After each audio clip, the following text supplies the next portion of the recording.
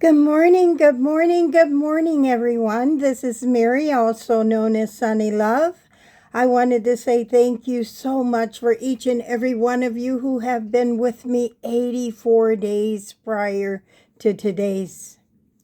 I wanted to say that the topic of my message for today is when family doesn't understand your healing. And I wanted to say, let us sit up straight. Put our feet on the floor if we can. And I want you to take a deep breath of harmony in. Hold in peace at your core. Exhale joy. Another deep breath of whatever it is you need to breathe in today.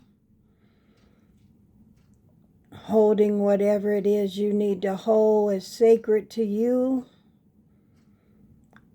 And releasing what shouldn't be yours to hold any longer in the first place.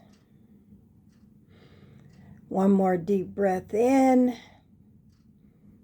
A deep breath of comfort. Holding that space of love. Give yourself a big hug. And say, I've got this on the exhale. This one is hard, guys, but it's real. Just like my fourth book, Let's Get Real, Lessons Learned from the Field. One of the most painful parts of healing is discovering that not everyone will understand the version of you that emerges on the other side, especially family, especially the people who shared the same history, the same home, and the same last name. Sometimes your healing doesn't just change you. It exposes generational wounds that others have learned to survive by ignoring. And when that happens, your growth can feel threatening to people who are not ready or willing to look at what they've buried inside. As a life coach, I hear this often. Women share that they finally found the courage to tell their mother they were harmed by a boyfriend, a family member, or someone they trusted. And instead of being believed, they are minimized, questioned, or silenced. Not always out of cruelty, but out of fear. Fear of what acknowledging the truth would require them to face about their own lives, choices, or pain. That kind of response can cut deeply, because when family doesn't understand your healing, it can feel like being wounded twice. First by what happened, then by not being believed. I want to say this clearly. Someone else's inability to face the truth does not invalidate your experience. Their denial does not mean your healing is wrong. And their discomfort does not mean you are disloyal for growing. There is a difference between honoring family and sacrificing yourself to keep the peace. Healing often teaches us that peace built on silence is not peace at all. It is survival. And survival is not the same as fully living. Navigating the tension takes wisdom. Not every truth needs to be argued. Not every relationship can walk with you where you are going. And not every person is entitled to access your healing process. Boundaries are not punishment. They are protection. Staying true to your growth does not require you to harden your heart. It requires you to anchor your truth, compassion, and discernment. You can love people deeply and still accept that they may never understand this version of you.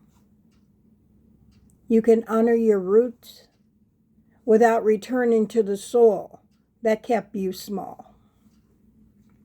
For those of you who are listening, who feel alone in this journey,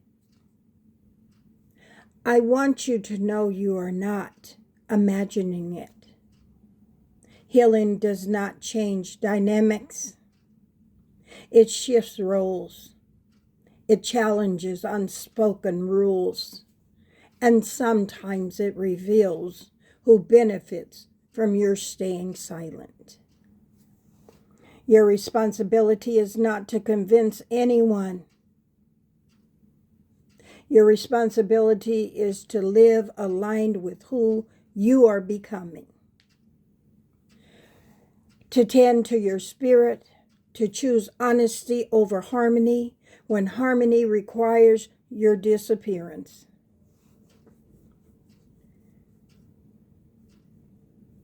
My faith, guys, reminds me that growth often comes with separation.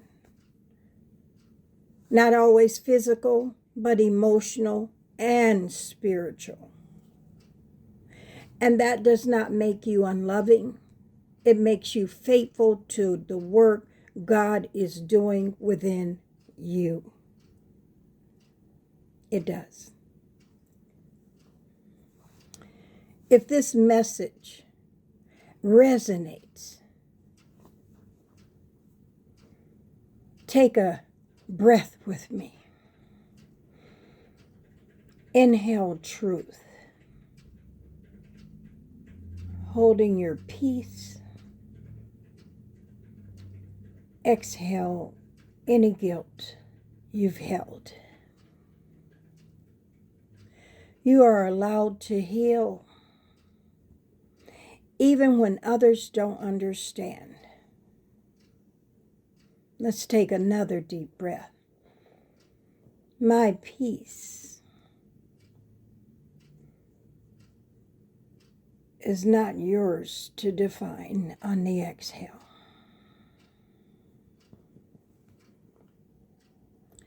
You are allowed to grow, even when it disrupts familiar patterns. And you are allowed to keep growing. Thank you for being here with me today on day 85. Thank you for those who have subscribed, who have liked, who have shared my YouTubes. And I thank you to those who may never share them, may never like them, may never subscribe to them. But at least you will know you heard some truth that maybe you can identify. Maybe you're not ready right now, but at some point in your life. Because I know what it's like to taste freedom and not pretend to be free. Freedom comes from the inside, not just a portrayal of fake news on the outside. I want to thank you from the bottom of my heart for all of those who have truly been with me these 85 days. I know, because I talked to many of you.